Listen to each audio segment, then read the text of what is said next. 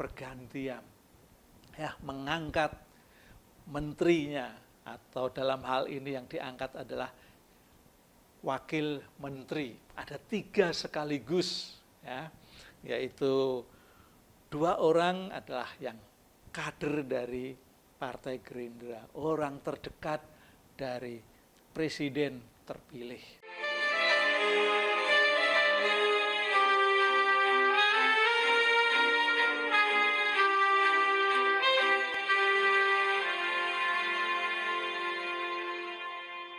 Oke. Ya, pada saat ini kami akan memperbincangkan tentang pergantian, pengangkatan wamen yang baru lalu oleh Presiden Joko Widodo itu. Nah, memang Presiden Joko Widodo ini termasuk presiden yang paling unik menurut saya. Mengapa unik? Ya, karena dia banyak sekali kegiatan-kegiatan yang dilakukan, ya, tentang jalan-jalan ke pasar, ya, setiap kali kunjungan itu selalu dikerubuti oleh banyak masyarakat. Lalu orang-orang pun juga memberikan respon yang baik, apalagi kalau dilempar kaos itu, wah, senangnya bukan main. Nah, itulah keunikannya Joko Widodo. Dan memang Joko Widodo menurut saya adalah presiden yang memiliki histori luar biasa, ya, sejarah yang dibangunnya menurut saya sungguh-sungguh mantap. Bagaimana tidak membangun jalan tol yang begitu banyak, membangun bendungan yang begitu banyak, ya. Dan paling unik lagi dan dilakukan oleh satu-satunya presiden di Indonesia ini, yaitu tentang reshuffle kabinet di jelang-jelang masa lengsernya. Ya, waktu kurang 3 bulan dah, atau 3 bulan deh ibaratnya, dia melakukan pergantian, ya, mengangkat menterinya, atau dalam hal ini yang diangkat adalah wakil menteri. Ada 3 sekaligus, ya, yaitu 2 orang adalah yang kader dari Partai Gerindra, orang terdekat dari Presiden terpilih. Bagaimana tidak, ya, ini ada tentu punya maksud-maksud tersendiri. Yang satu lagi seorang ASN, ya, yang semuanya kalau saya pikir ini memang betul-betul untuk apa, ya, masa transisi disiapkan oleh presiden sekarang. Padahal presiden-presiden yang dulu nggak pernah itu menyiapkan seperti itu, pergantian-pergantian. Apalagi Presiden Soeharto turun gara-gara dilengserkan. Dulu-dulunya lagi Presiden Soekarno juga malahan lebih berat lagi. Dari Habibie kepada presiden berikutnya Abdurrahman Wahid juga tidak ada persiapan-persiapan seperti itu. Dari Abdurrahman Wahid ke Mega juga tidak ada. Dari Mega kepada presiden berikutnya SBY juga tidak. Dari SBY kepada Jokowi juga tidak terjadi transisi yang seperti sekarang ini. Nah, dari sinilah kelihatan sekali bahwa Presiden Jokowi ini ingin sekali bahwa dia meninggalkan legasi yang boleh dikatakan panjang gitu.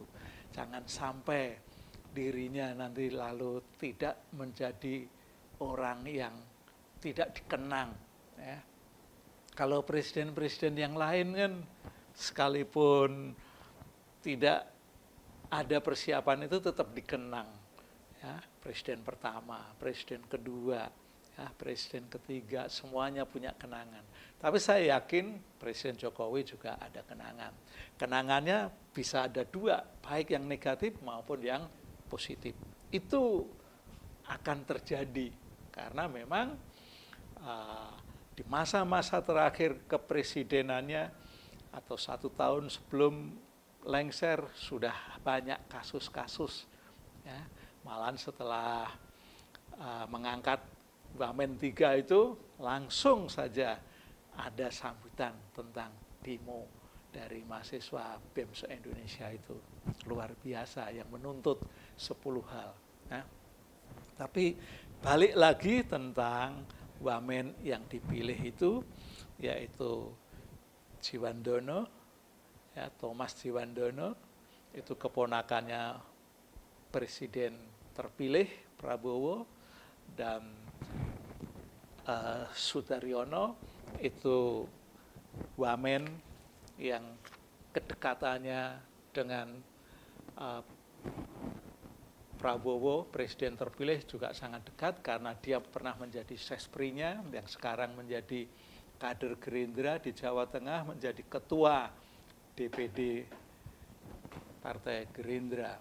Lalu yang satu lagi, Juliot Tanjung ini orang ASM yang berkecimpung di Badan Penanaman Modal Asing itu.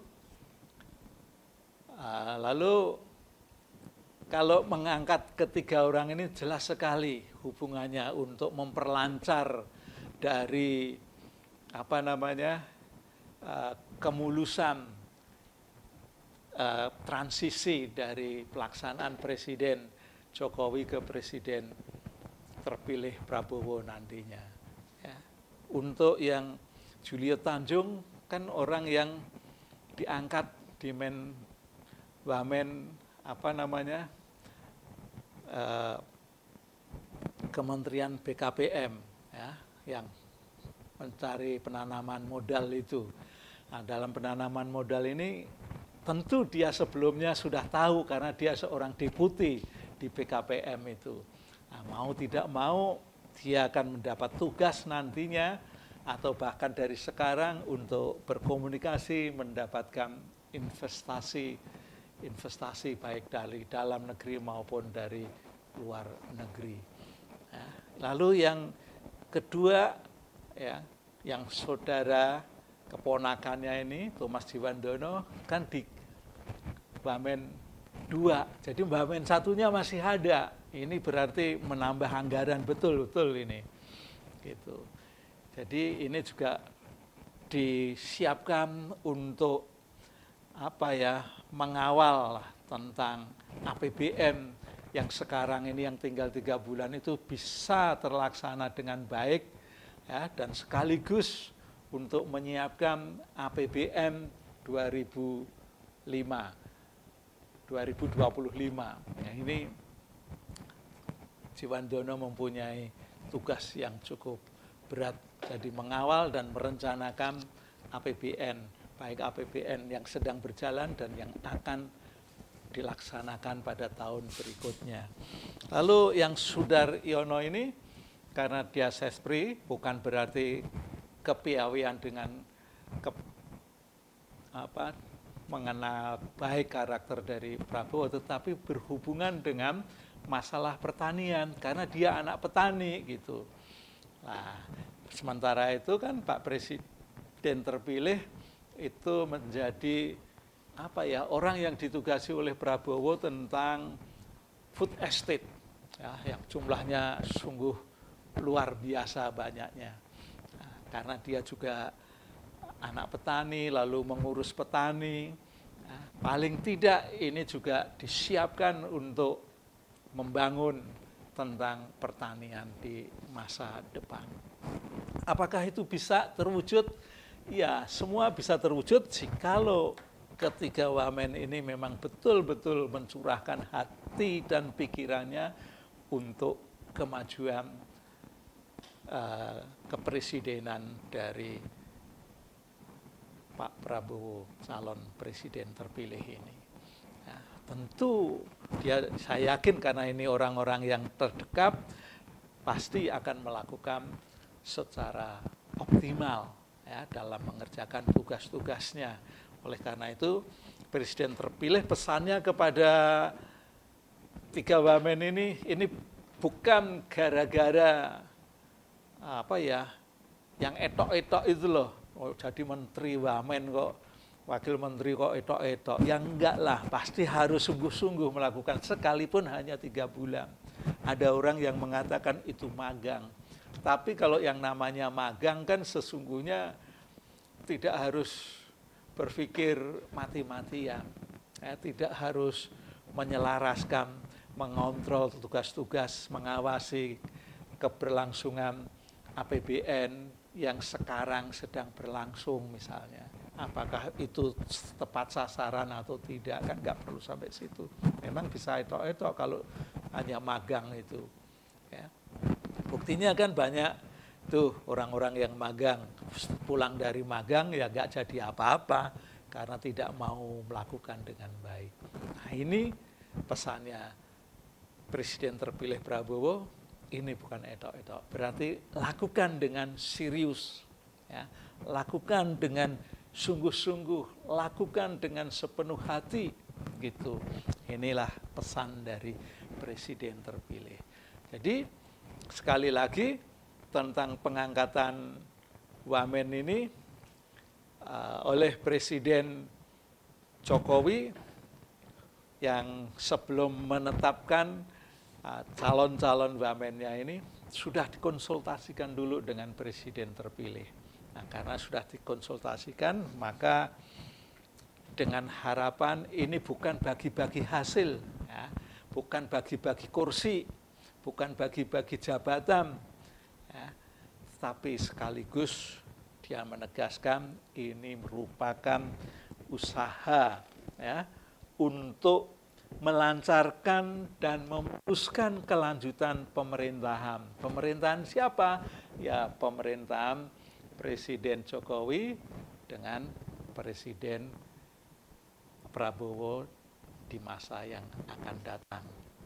Sehingga Presiden terpilih ini begitu dilantik pada tanggal 20 Oktober bisa langsung tancap gas.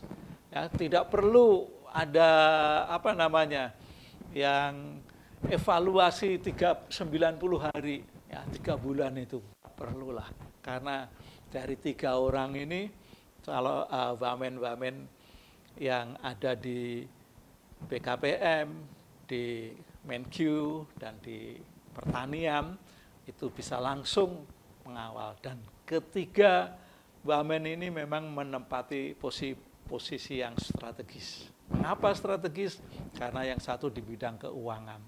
Kalau tidak ditangani dengan baik, ya kebocoran bisa ada di mana-mana. Ya, dan wamen keuangan ini, wamen keuangan 2 ini juga bisa melakukan evaluasi, nah, bisa memberikan arah nanti kepada Presiden terpilih. Tentang pertanian, sama halnya. Jadi Presiden terpilih ini kan dulunya pernah jadi ketua HKTI atau yang benar tentang pertanian gitu. Nah, dia sendiri kan juga kepengen petani itu makmur, ya.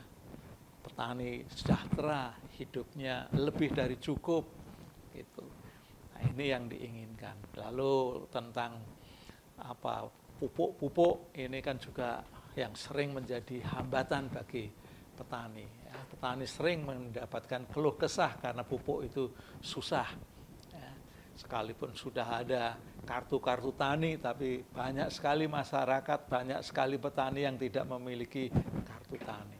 Nah, untuk yang Pak Yulio di bidang BKPM itu tentu juga sudah siap dengan negosiasi 3 bulan di masa Presiden Jokowi mau lengser ini, sudah punya jaringan-jaringan yang lebih luas, sehingga tidak perlulah Presiden terpilih Prabowo nanti begitu dilantik perlu evaluasi selama 90 hari atau berhasil atau tidak, tapi pasti bisa langsung tancap gas. Sampai di sini dulu ya tentang bicara keunikan Presiden Jokowi, lalu pemulusan dan kelancaran alih kepemimpinan, alih pemerintahan dari Presiden Jokowi ke Presiden